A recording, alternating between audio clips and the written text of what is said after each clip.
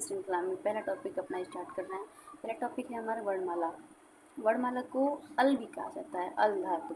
अल अगर आपको कहीं कोई भी पूछे आपसे कि अल धातु का क्या अर्थ है या क्या मतलब है, तो इससे आप वर्णमाला बता सकते हैं। अब वर्णमाला में हमें क्या क्या चीज़ें जाननी है और क्या क्या चीज़ें जानना जरूरी है, कैसे कैसे प्रश्न आ सकते हैं, उसके लिए हमने ऐसा नोट्स बनाया है आपके लिए।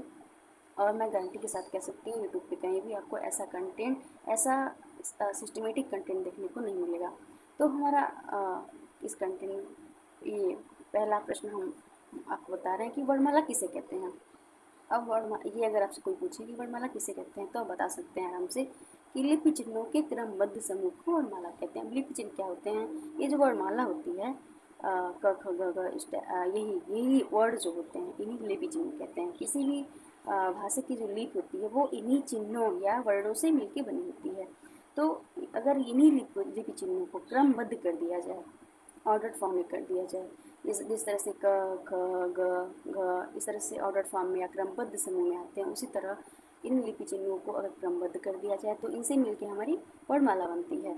इसके बाद अगला है हिंदी भाषा में कुल कितने वर्ड होते हैं।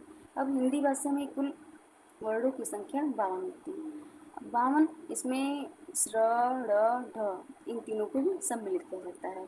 इसके बाद आपसे पूछा जा सकता है कि हिंदी भाषा में कुल कितने स्वर होते हैं।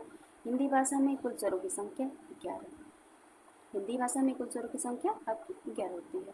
इसके बाद हिंदी भाषा में अगर कोई पूछे कि हिंदी भाषा में कुल कितने व्यंजन होते हैं तो आप तुरंत बता सकते हैं कि हिंदी भाषा में 33 व्यंजन होते हैं। स्वरों की संख्या 11, व्यंजनों की संख्या 33 और कुल वर्ड मिला के 52। आप ये तीनों एकदम याद रखें। इसके बाद है जिन वर्डों को स्वतंत्र रूप से बोला जा सके उन्हें स्वर कहते हैं। यानी कि अगर आपसे कोई पूछे कि स्वर्गों की पहचान कैसे होती है तो आप तुम बता सकते हैं कि जिन वर्णों को स्वतंत्र रूप से बोला जाता है उनको स्वर कहते हैं। जैसे अ, आ, ई, इनको बोलने के लिए हमें व्यंजन या किसी भी और वर्ड की और ध्वनि की आवश्यकता नहीं होती है। इसके बाद अगला है कि व्यंजन किसे कहते हैं। जो व्यंजन होते हैं उनको स्वरों की सहायता से बोला जाता है। स्वरों की सहायता से बोलने का मतलब है जैसे आपका क है, ये पहला अक्षर क ये आधा क और अ से मिलके बना है।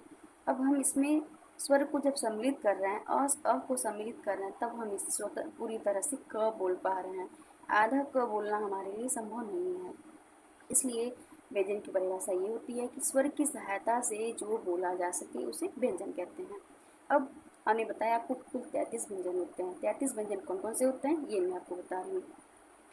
जैसे क ख ग घ अंग, ये तो आपको सब याद ही होगा। तो क से लगाए म तक, क से लगाए म तक कुल 25 व्यंजन है। हमने यहाँ पे लिखा भी है कि इनको वर्गों के व्यंजन भी कहते हैं। कुल 25 इन 25 वर्णों को हम व्यंजन कहते हैं। यानी कि इस तरह से कुल 25 व्यंजन ये हो गए। इसके बाद बचे 8 व्यंजन, वो भी मैं आपको बता रही हूँ। इसमें से 4 अंतस्थ होते हैं, य र ल व, 4 उसमें होते हैं, स ह। अब ये 25 और ये 8, 25 और 8 मिलके 33 व्यंजन आपके होते हैं। अब मैं क्या शुरू कर रही हूँ कि जो ये कु बोलते हैं, ये जो पहला वाला वर्ग है व्यंजन का, क ख ग घ अंग, इनको हम को बोलते हैं शॉर्ट फॉर्म में, या क वर्ग बोलते हैं और ये कंठ से बोले जाते हैं। दूसरा जो वर्ग है च छ ज झ इना, इन्हें तालु से बोलते हैं और च वर्ग या इनको चू कहते हैं। ऐसे ही इस वर्ग को ट वर्ग बोलते हैं और ये मूर्धा से बोले जाते हैं। इस वर्ग को त वर्ग बोलते हैं और ये दंत से बोले जाते हैं। इस वर्ग को प वर्ग या पु बोलते हैं, ये उष्ट से बोले जाते हैं। इसके बाद य र ल व को मंत्रस्थ कहते हैं।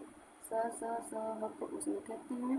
छ त्र ज्ञ स्र जो है इनको संयुक्त व्यंजन बोलते हैं। संयुक्त क्यों बोलते हैं? क्योंकि छ जो है क और स से मिलके बना है। त्र जो है ये त और र से मिलके बना है। यह क्या है? ज्ञ ज और यह से मिलके बना है ज्ञ। और जो स्र है ये बड़ा वाला स, यानी कि ये वाला स और र से मिलके बना हुआ है।